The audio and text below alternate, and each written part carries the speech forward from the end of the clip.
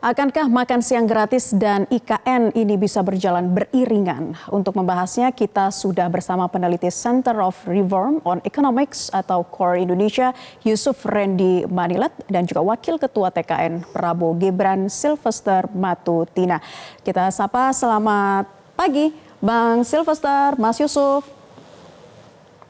Selamat pagi Naila, selamat pagi Bang Yusuf. Baik. Selamat pagi Pak Silvester. Selamat pagi Metro TV.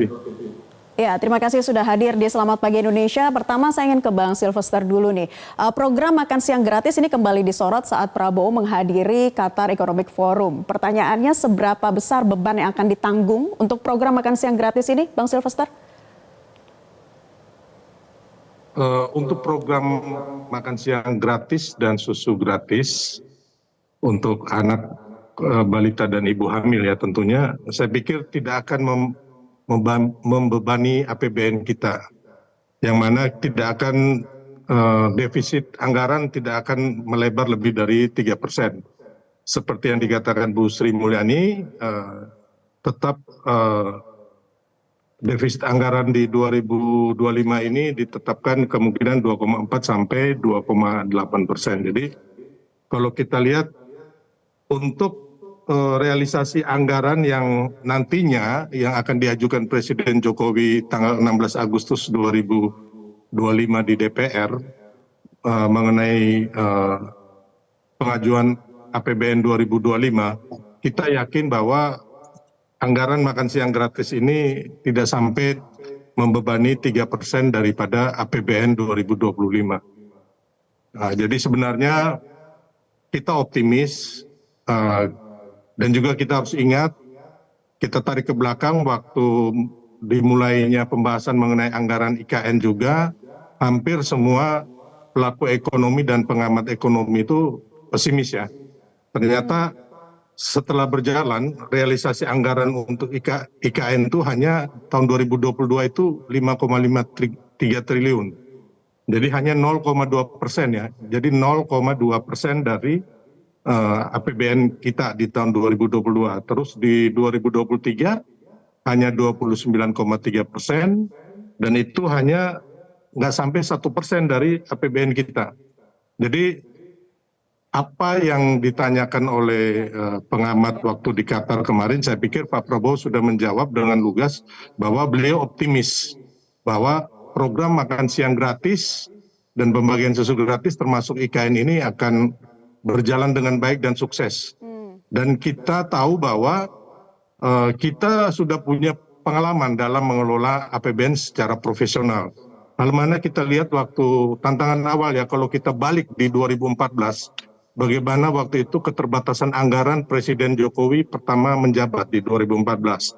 Termasuk waktu kita COVID ya, bagaimana pemerintah kita mengelola anggaran dengan baik. Nah, itu yang harus kita tahu, bahwa kita sangat percaya diri dan optimis bahwa tidak ada masalah dengan APBN nantinya di 2025, dan semua program unggulan ini yang masuk dalam 8 program prioritas unggulan Prabowo Gibran akan terlaksana dengan baik. Begitu. Baik, jadi percaya diri dan optimis ya Bang Silvester. Kita akan tanya kemungkinannya kepada Mas Yusuf. Ini seperti apa Mas Yusuf kalau dikatakan anggarannya itu dari APBN namun defisitnya tidak lebih dari 3%, seperti apa kemungkinannya? Iya, sebenarnya kita perlu melihat beberapa skenario yang akan dijalankan untuk program pemerintahan baru. Misalnya salah satu flagship program pemerintahan baru adalah makan siang gratis. Besar atau kecilnya anggaran itu akan sangat ditentukan dari desain program.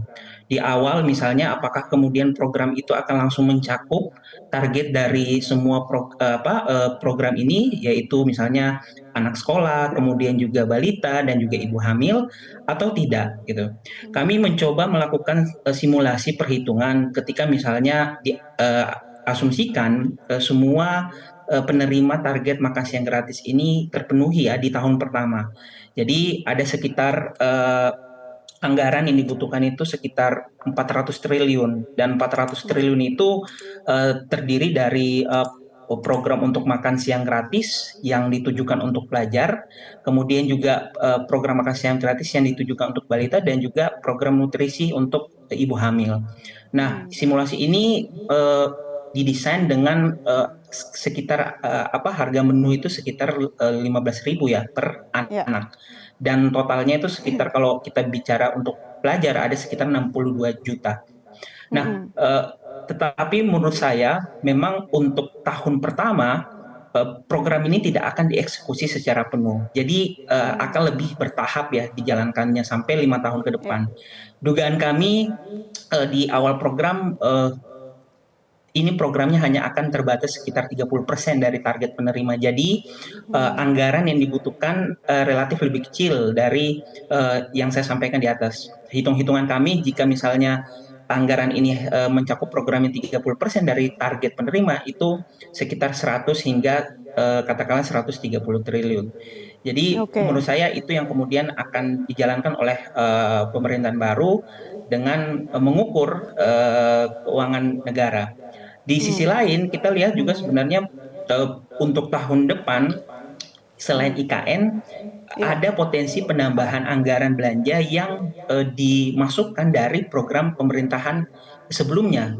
Hmm. Program-program seperti misalnya PSN, saya kira juga akan tetap diakomodasi karena beberapa PSN di akhir tahun 2024 itu tidak selesai ya. Jadi Ya. kalau melihat dari proses transisinya yang smooth, Hmm. kami kira memang ada tambahan anggaran belanja yang memang merupakan program dari pemerintahan sebelumnya. Seperti itu. Oke, baik, jadi diprediksi 30% dari target penerima, artinya program ini tidak dapat berjalan sepenuhnya, begitu ya Mas Yusuf?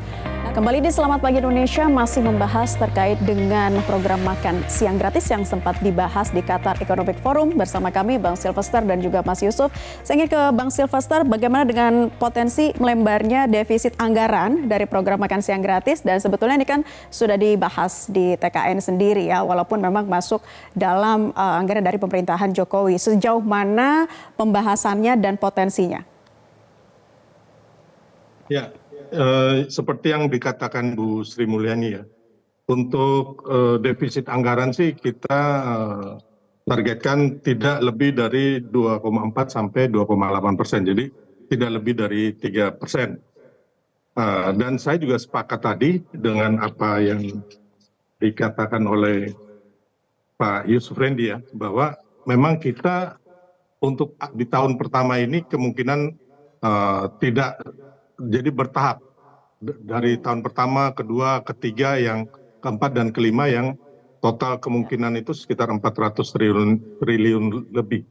Jadi kemungkinan di tahap pertama ini kita akan memberlakukan untuk daerah-daerah yang 3T ya, tertinggal, terluar, yang ada di, intinya tidak semua yang kita laksanakan sekaligus langsung, tapi memang bertahap. Jadi tidak juga membebani anggaran kita. Dan yang paling penting, Pak Prabowo juga mengatakan bahwa akan mengadakan refocusing ya anggaran, sehingga anggaran itu yang tidak penting kita belakangkan, tapi sehingga anggarannya menjadi efisien dan program ini bisa berjalan dengan baik.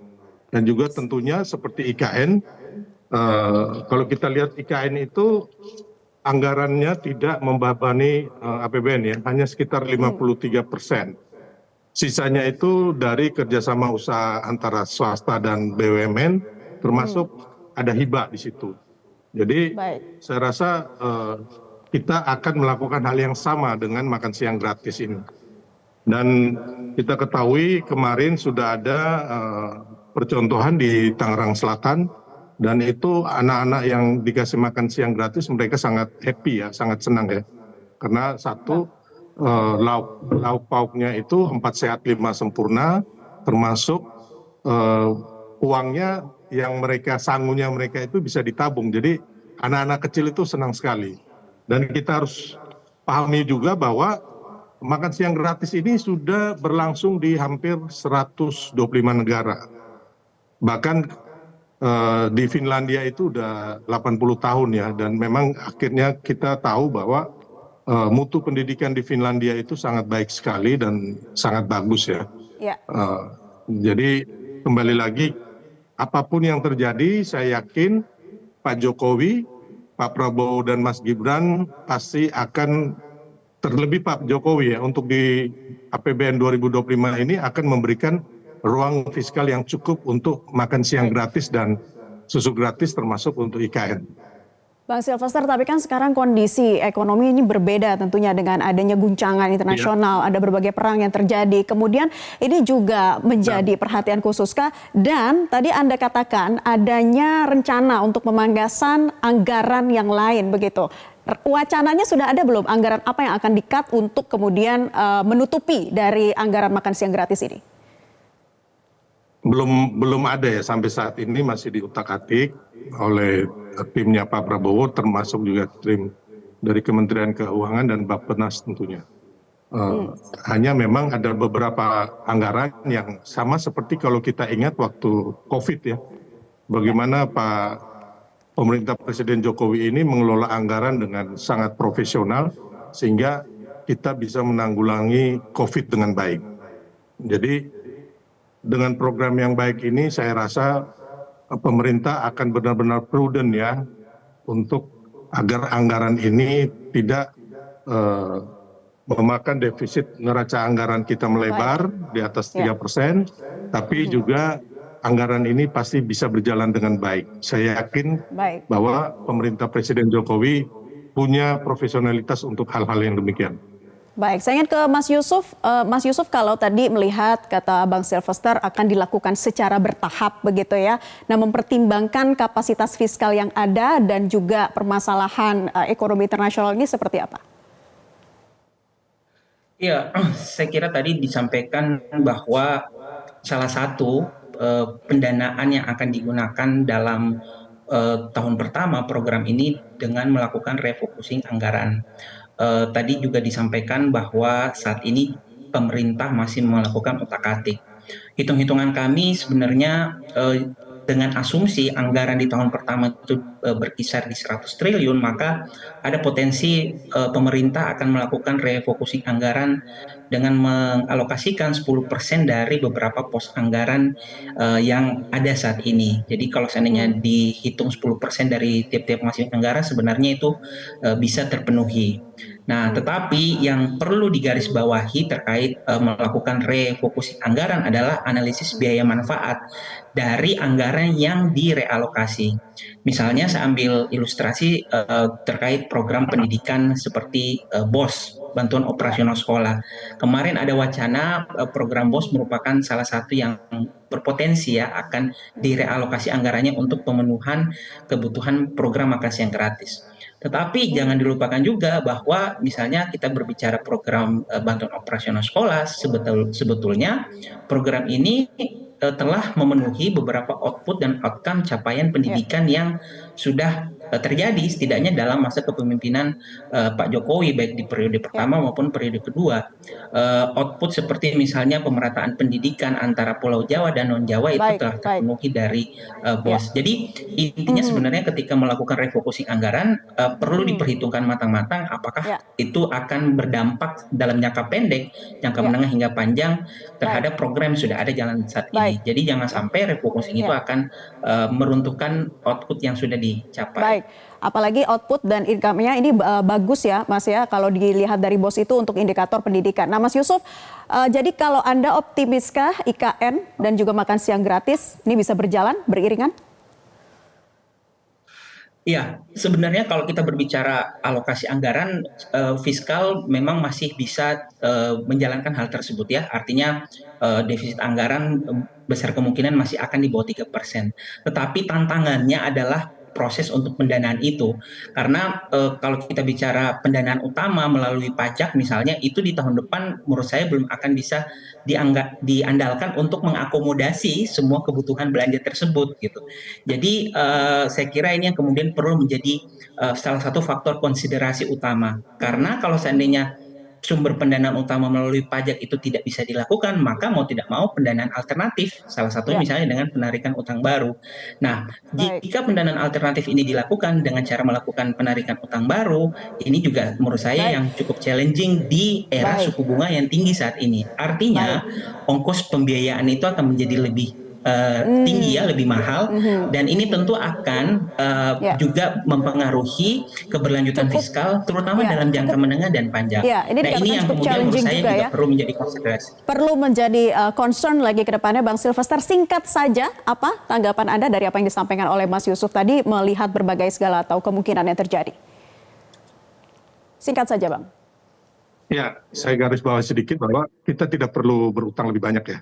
Tapi kalau berutang pun sepanjang tidak tanda bahaya nggak jadi masalah. Yang kita lakukan adalah kerjasama dengan perusahaan BUMN dan swasta, dan juga pastinya akan ada hibah untuk program ini. Karena di beberapa negara pun ada hibah untuk makan siang gratis ini. Jadi saya pikir tidak perlu ya kita untuk menambah utang, tapi kita yakin bahwa di APBN 2025 ini akan